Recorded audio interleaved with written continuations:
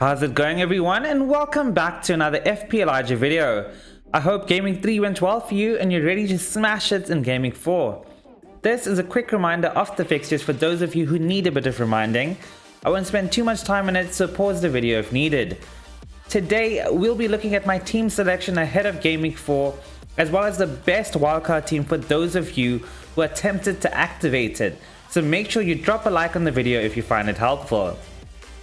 So I had quite a shit freaking game week, if I'm being honest with you, as I'm sure most of you may have had if your team was a bit template. The back four, which costs £27.5 million off our entire budget, got us a total of 2 points, and this is why in the past I have always tried to go for a back three. It's just a tad risky, but the value is there this season. Martinelli keeps scoring, Mount is shit, and the king came through. My decision to start Andreas ahead of Nico was in fact the correct decision. Up top, Haaland and Jesus were both unlucky to come away with just 1 goal and 1 assist respectively. Both could have had mega hauls, with Haaland missing 4 big chances and Jesus having a goal ruled offside by the tiniest of margins. All in all, I finished with 45 points and a red arrow down to 1.6 mil. And as I said before, rank at this stage of the season doesn't matter at all. From Game Week 8 and Game Week 9 onwards, you can start to look at rank more seriously. Now let's have a look at the team selection for Game Week 4.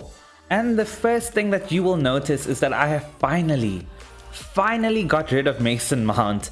Honestly, he's been frustrating to own, purely down to him underperforming.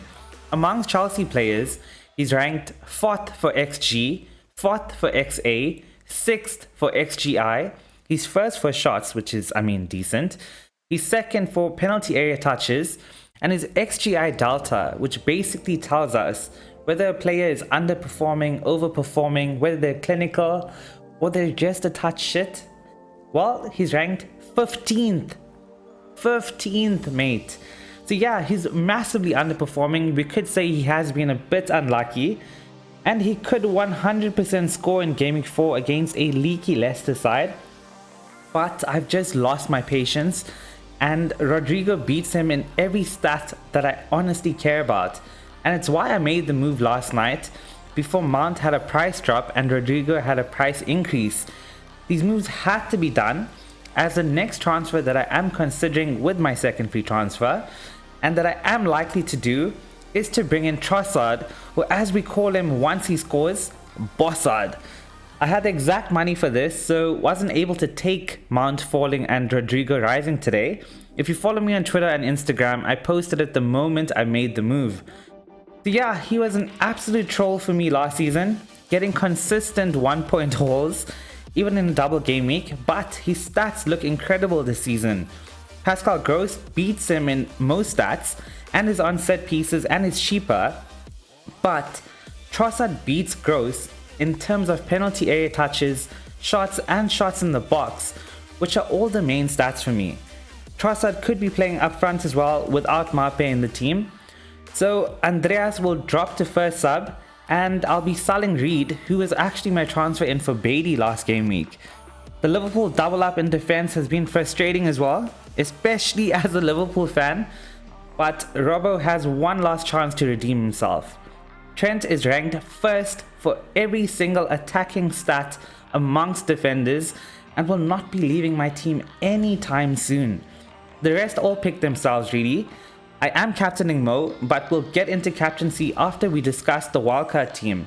And with that said, let's look at the best wildcard team in my opinion for Game Week 4. As you can see, I've left absolutely nothing in the bank and went for an all-round squad of 15 where we could rotate certain players or formation if needed. In goal, I've gone for Sanchez as Brighton look great defensively. Iverson is in instead of Ward because I needed the cash.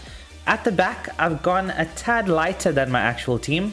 Saliba offers incredible value into the Arsenal defense and has huge goal threat as well. Perisic is a rotation option, but when he does play, he plays so high up the pitch and is so involved that he just cannot be ignored. Trent is Trent. And Nico is the best 4 million asset in the game, and Walker comes in as there isn't much of a difference in terms of positioning between him and Cancelo for £2 million less.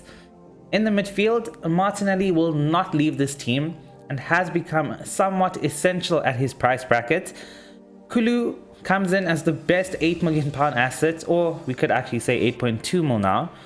His great fixtures to come, and I can't see him being dropped or rotated too much. Salah is the king, and selling him isn't an option for me personally. I know many of you are considering selling him on your wildcard.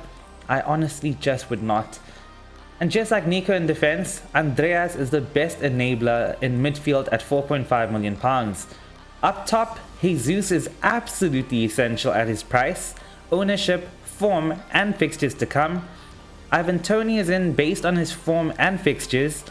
Brentford really does look good going forward, and I've gone for Kane over Haaland. And my reasoning for that is down to Pep Roulette. Pep has come out and said that when they play every 3 days or so, Haaland will not start every match. Now, I expect Haaland to start this weekend, but the next deadline for Gameweek 5 is actually on Tuesday, which is 3 days after the Gameweek 4 deadline, and that's where we could see him being benched. With Kane, we know that he will play the majority of games regardless of how many games that he may need to play, and he was genuinely a captaincy option this game week. Speaking of the captaincy, we've concluded the best wildcard team, so let's look at captaincy for Gameweek 4. Now, you already know that this season we've gone a bit stats heavy, and the 4 candidates for captaincy is the same as the last game week. I'm not going to go over the stats in detail, that's for you to do on your own.